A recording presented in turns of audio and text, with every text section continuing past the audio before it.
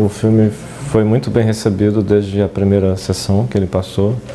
Ele ganhou o prêmio do júri no final do festival. Ele tem sido comercializado em dezenas de países. Ele chegou no Brasil com muita força por causa da exposição gigante que ele teve em Cannes. Então, sim, Cannes é assustador porque um filme pode ser destruído logo após, subindo os créditos ainda. Eu já vi isso até como jornalista muitas vezes. Mas um filme também pode ser o nascimento de um belo filme e o mundo perceber isso e já traduzir isso em críticas incrivelmente positivas, em zoom, zoom, zoom, que em inglês se chama buzz, né? E com Aquarius e com Bacurau eu tive muita sorte de os filmes serem muito bem recebidos, né? Normalmente acontece de equipes de cinema chegarem em lugares assim e transformarem de uma forma não muito positiva, porque é um pouco predatório, às vezes não há uma preocupação muito grande em respeitar o cotidiano das pessoas. As pessoas, enfim, se aproveitam da hospitalidade, né, e da abertura que os anfitriões têm, né? Isso vem mudando, porque acho que é uma questão de como o cinema brasileiro vem se comportando, né? Existia uma aura de superioridade do artista, não sei o que, sabe? E hoje em dia eu acho que tem uma coisa mais horizontal, uma relação mais horizontal e de respeito, né? A própria autoestima, né, das pessoas mudou muito.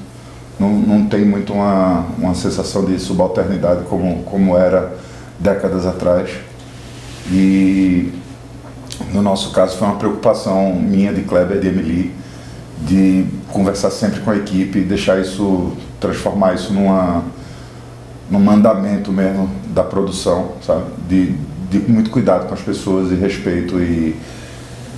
Enfim, e aí no final das contas, quando você estabelece essa relação de respeito, outras coisas boas surgem disso, né?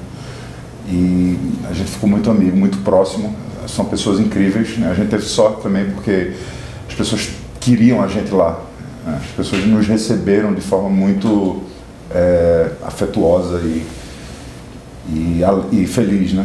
E, enfim, aí tem essa coisa contemporânea das redes sociais, do WhatsApp, do Facebook, e a gente não perdeu contato. Enfim, hoje chegou uma pergunta de uma moradora de Parelhas, diretamente no meu WhatsApp: Juliana, o que são aquelas pílulas? E aí, eu estava saindo aqui da apresentação, aí chegou, foi a senhora que alugou a casa dela para eu ficar lá hospedado. Eu fiquei lá durante um mês na casa dela e a gente conversa de vez em quando. O que é interessante também, porque no dia da exibição em Barra, a gente fez uma exibição na locação, né, que foram quase 3.000 pessoas, e ela teve presente, e ela não foi falar comigo porque ela ficou encabulada, né? E aí depois mandou mensagem se desculpando.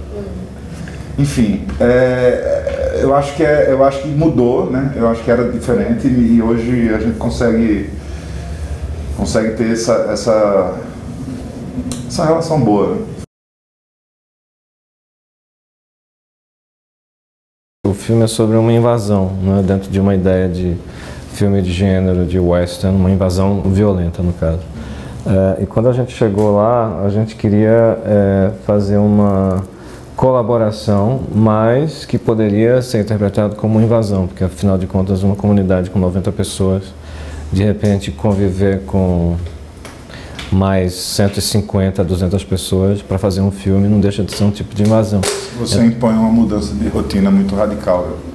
E são costumes diferentes, são pessoas diferentes de outros lugares do país, de outros lugares do mundo, inclusive. Mas era de extrema importância que o trabalho fosse muito claro e muito honesto em relação às nossas intenções, né? E uma primeira coisa que é muito curioso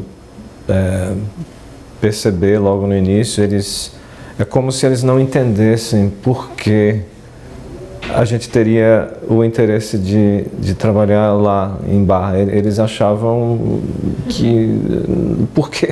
Por que aqui esse lugar tão desinteressante? Então eles começaram a aprender, e já respondendo sua pergunta, que o lugar deles não é desinteressante, é um lugar, na verdade, muito interessante. E de fato foi um lugar de difícil acesso e que chegou através de várias pessoas que indicaram, e a gente levou algumas horas para acertar o caminho. E hoje Barra está no mapa, né? Ela está no mapa de uma maneira que inclusive a própria comunidade assumiu e abraçou isso. Eles têm marcas do filme, marcas da passagem do filme que eles estão prontos para oferecer, explorar de alguma maneira, que eu não sei se chega a ser turística, mas as marcas do filme ainda existem lá. E eu acho que ficou uma relação humana muito boa, muito rica, né? Acho que o final das filmagens foi muito duro, muito triste, porque os dois lados estavam muito emotivos no final. E agora, quando a gente chegou, a primeira coisa que eu e Juliana ouvimos saindo do carro foi... eles chegavam e diziam assim: a gente achou que vocês iam esquecer da gente, né? Então, eu acho que há uma apreciação emocional muito forte entre a gente e eles, e que agora foi selada com essa demonstração de respeito, de levar o filme até antes da estreia nacional dele. É interessante é que isso foi dito por um senhor, que foi o senhor que recebeu a gente, o senhor Tadeu. Foi a primeira pessoa que a gente encontrou quando a gente desceu da van na pesquisa de locação. E ele mesmo disse isso, mesmo eu pessoalmente cheguei para ele na época, dizendo que eu voltaria, mesmo com a televisãozinha de 32 polegadas e um DVD player, para exibir o filme para ele lá. Quer dizer, mesmo eu tendo assumido um compromisso, ele ainda tinha esse sentimento de... Mas são pequenas coisas. A gente, por exemplo, estava filmando do lado de fora, ao lado da igreja, e num dia de domingo que iria acontecer uma missa dentro da igreja. E a missa estava atrapalhando a nossa filmagem. Normalmente o que acontece é, enfim, as pessoas irem pedir para o pessoal da missa ficar calado, ou falar mais baixo, ou de alguma forma interferir lá. A gente mudou o que a gente ia filmar para coisas que a gente não ia precisar ter som direto, para poder coexistir lá, né, numa boa. Então eu acho que são essas pequenas coisas. A gente não usou nosso poderio, porque, enfim, né, a gente chega com aquele circo, aquela quantidade de gente, e automaticamente as pessoas já se sentem subalternas de alguma maneira, mas isso nunca foi uma questão para a gente. E eu acho que isso foi... Eles foram pegos de surpresa, porque é muito interessante. O povoado, ele se sente subalterno de Parelhas, que é o município, né? Ele se sente desassistido, se sente subalternizado, e o próprio pessoal de Parelhas tem esse tratamento, às vezes, não todas as pessoas, mas existe essa... E aí Parelhas em relação, sabe, e o Bacurau é sobre isso também, né? É um tema do filme. Minha mãe é falecida já, mas a minha mãe era uma mulher muito forte, que é uma fonte de inspiração muito grande para mim, como gente, como bússola moral, e eu não sei, é natural. Já nos curtas já tinham mulheres. Eu não sei explicar, porque como observadores vocês talvez tenham mais instrumentos para falar sobre isso, mas o que eu posso dizer é que eu admiro, gosto das mulheres e gosto muito de apresentar personagens que o senso comum não esperaria ver aquilo num filme ou numa narrativa, né?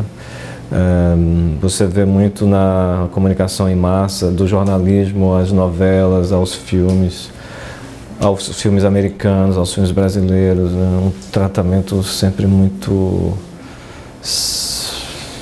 nojento, na verdade, de mulheres, né? De apresentar uma personagem pela bunda e subir pelas costas até chegar no rosto. Um pequeno exemplo, acontece muito. a ser só um acessório bonitinho para o personagem do homem, e isso não vai acontecer nos meus filmes. Não é nenhuma coisa marcada, cartesiana, simplesmente eu escrevo e simplesmente as mulheres são do jeito que elas são nos filmes. E nunca, jamais, em nenhum momento agora escrevendo com Juliano, isso foi nunca, jamais questionado, simplesmente a gente pensa também igual, parecido, e as mulheres saem fortes. Eu gosto muito de Isa no filme, que é a museóloga, que é a companheira de Domingas. Companheira de Domingas. Eu tenho particular carinho por aquele personagem. O que aconteceu em Bacurau foi que a gente... O que Kleber falou, a gente tentou construir essas pessoas, essa população daquele lugar. Algumas delas são arquétipos clássicos de histórias clássicas, né, da literatura e até do cinema, mas sempre indo num caminho de quebra de expectativa. Um exemplo bom é Lunga, né? A gente está sendo atacado.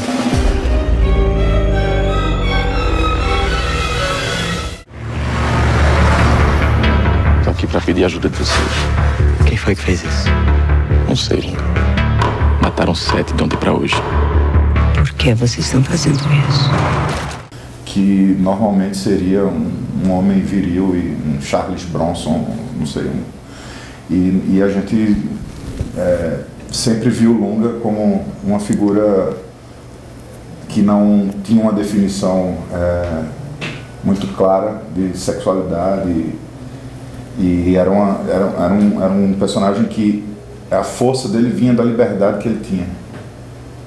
E eu acho que isso é o que é o mais importante. A gente compôs esses personagens sempre indo contra esses estereótipos. E aí eu acho que isso se aplica a essa questão da mulher também, da representação feminina em Bacurau. Mas eu acho que também está em todos os outros personagens, né? Porque você tem Pacote, que é ele está querendo sair da vida de matador, de sei lá o que ele faz. E ele na verdade não gosta dessa história de fazer vídeo para enaltecer a imagem de assassino dele, ou seja, talvez no outro filme ele estaria super, meu vídeo, não vejam meu vídeo. No final ele pergunta para Teresa, será que Lunga não exagerou não esse negócio aqui? E aí Teresa, que alguém poderia achar que ela ia dizer, sim, exagerou, isso é terrível. Não, ela disse, não, exagerou não. Exatamente. Então são coisas que eu acho que fazem parte da vida e que estão no filme, mas talvez não estão em muitos filmes.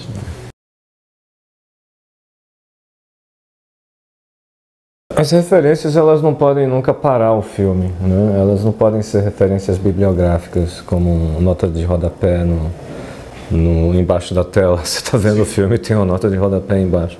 Você tem que colocar os óculos para... Não pode nunca ser isso, tem que ser tudo muito fluente, muito orgânico, né? Um pouco como...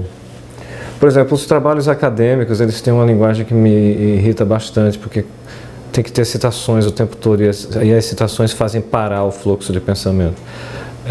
E é quase como se as citações são o que legitima o trabalho. O que legitima o trabalho. Eu não sou dessa escola. Eu acho que eu nunca conseguiria ser da academia, porque às vezes eu fico querendo, ok, e a sua opinião? E o que é que você acha? Né? Tudo bem que Foucault acha isso, mas o que você acha? Eu sei que é cool citar Foucault, Umberto Eco. Então as citações, elas, na verdade, elas funcionam no roteiro mais para a gente saber que a gente está num território fértil, né? Mas não pode nunca o filme parar para ter uma citação. Tem que ser parte orgânica do filme. O que aconteceu com a gente foi quando a gente escreveu o roteiro, a gente usava essas imagens desses filmes que você enxergou e outros como uma forma de gramática mesmo, de comunicação, né? Entre a gente. Vamos filmar como o John McTiernan fez aquela cena lá do Duro de Matar, enfim, o caminhão vem por aqui, a câmera fica nessa posição.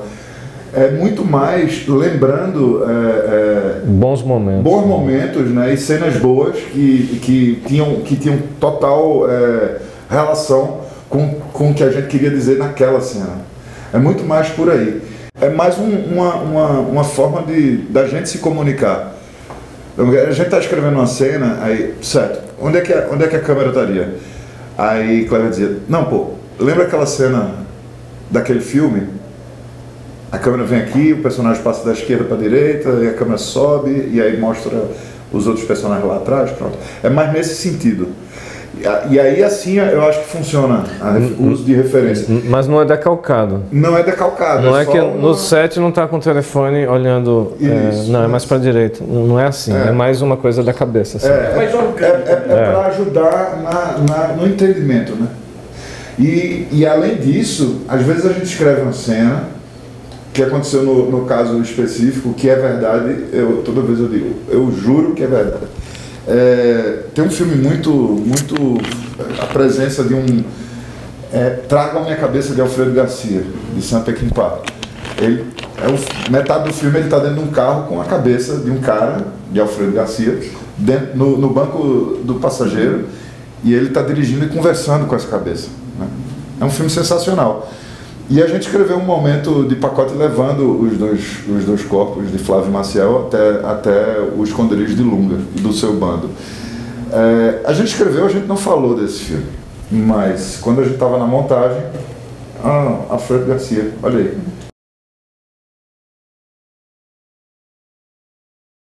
As pessoas, e isso está no filme, principalmente na parte final, tem dois planos que eu gosto muito da comunidade, né?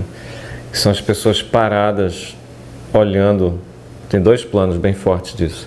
É uma coleção muito boa de gente, assim, branco, preto, meio indígena, roupas coloridas, roupa branca, preta. E eles estão perfeitos, né? Assim, eles estão completamente dentro. Poderiam estar todos perfeitos em um, meio que pensando que está faltando manteiga em casa e tem que... Não, estão todos perfeitos, assim, estão todos... E isso foi trabalhado, né, durante um tempo. Estava todo mundo muito dentro da situação. Eu acho que as situações humanas, o meu palpite é que as situações humanas do filme são muito claras, né? Você não tem que pedir muito, você não tem que fazer pedidos absurdos para as pessoas.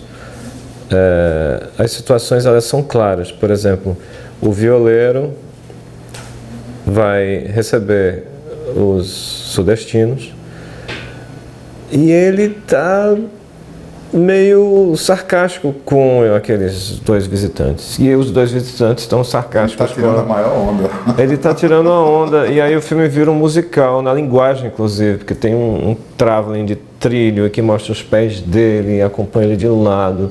E aí entram os figurantes atrás, rindo. Parece uma cena meio...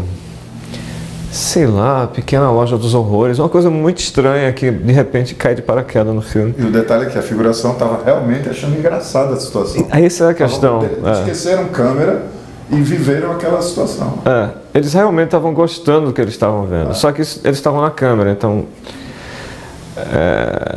mas também teve um outro momento, quando a gente precisava de mais planos de reação. A gente colocava a câmera e dizia assim, vamos rir um pouco agora. E aí eles vinham e eles riam perfeitamente, né? Uma coisa bem de cinema, né? Quase Tinetitá e aí, ação.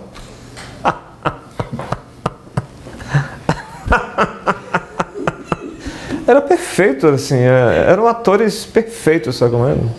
Poderia ficar ruim, né? Poderia ficar um riso meio estranho, meio... Mas tá tudo no filme. Eu não sei, a gente foi muito feliz fazendo esse filme.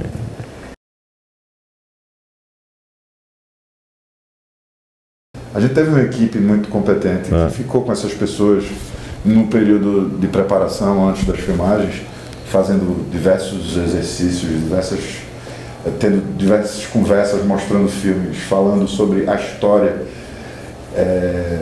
E isso foi fundamental, né? Porque as pessoas já chegaram com uma outra compreensão. Não é como acontece normalmente, que você vai fazer um filme, aí liga para algumas pessoas e pede para o produtor de figuração arranjar 50 pessoas mais ou menos com esse perfil para chegar lá. E aí eles descobrem que eles vão fazer na hora. Não foi assim, teve uma preparação.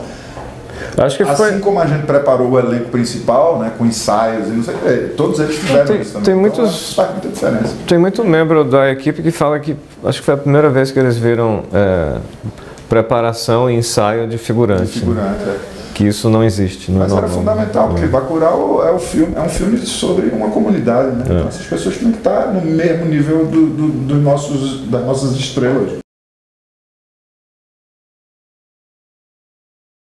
De jeito nenhum. Eu acho que o que acontece é que há uma falta de prática do observador brasileiro, do cinema brasileiro, de gênero, porque o cinema brasileiro ele não pratica o gênero com muita frequência, até tem praticado com mais frequência nos últimos anos, por causa da nossa geração, por exemplo. A nossa geração cresceu vendo filmes de gênero. A geração do Cacá Diegues, do Nelson Pereira dos Santos, do Glauber Rocha, eles foram formados humanamente e artisticamente num outro momento do mundo e do cinema.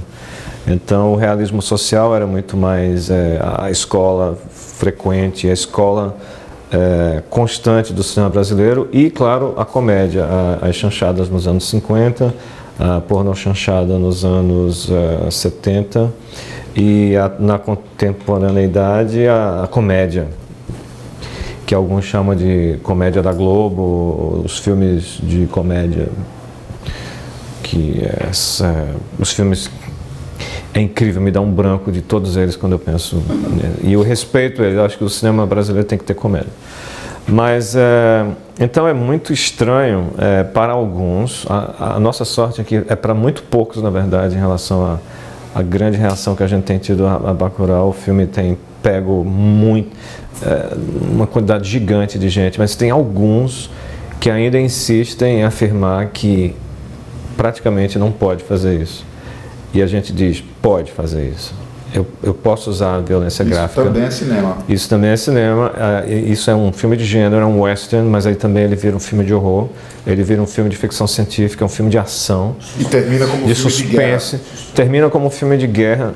E nesse tipo de cinema, pessoas são atingidas, existe uma violência, mas era muito importante que a violência nesse filme fosse feia. Ela não fosse engraçada. Eu não acho que ela é engraçada de jeito nenhum. Quando você vê a cena do casebre de Damiano, você vê o impacto da violência no corpo humano. Aquilo não é bonito. É catártico por causa da narrativa, mas não é bonito. E o que acontece depois na cena não é engraçado. Eles estão querendo entender por que vocês estão fazendo isso. Então, eu estou muito orgulhoso da forma como eu e Juliana a gente tratou a utilização do elemento violência e da brutalidade e do efeito que isso tem sobre as pessoas. Tanto é que acho que o filme ele consegue ter um final muito inusitado, muito estranho, porque ele é emocionalmente satisfatório, você fica tocado, fica até excitado, mas ao mesmo tempo não há uma celebração, não é o final do Retorno do Jedi, onde tem os ursinhos pulando ao redor de uma fogueira, todo mundo brincando e bebendo e dançando. O final do Bacurau é triste, né? É muito triste. Não há um rosto sequer que esteja sorrindo naquele momento. Tem um peso, né? E sobre Pacote, eu acho que aquilo ali é o resumo do que o filme construiu para Pacote. Pacote está cansado dessa vida de violência. Ele está, desde o início, é muito claro. Naquele momento, ele viu uma exacerbação de uma atitude violenta vinda de Lunga, que era uma pessoa que a gente já sabia que ele se afastou. Então isso já está dito pelo filme. Então é normal aquela pergunta sair da boca daquele personagem. Então não é uma questão da gente fazer um meia-culpa ou qualquer coisa desse tipo. É o personagem que disse aquilo. Não sei se eu respondi a pergunta. Gente,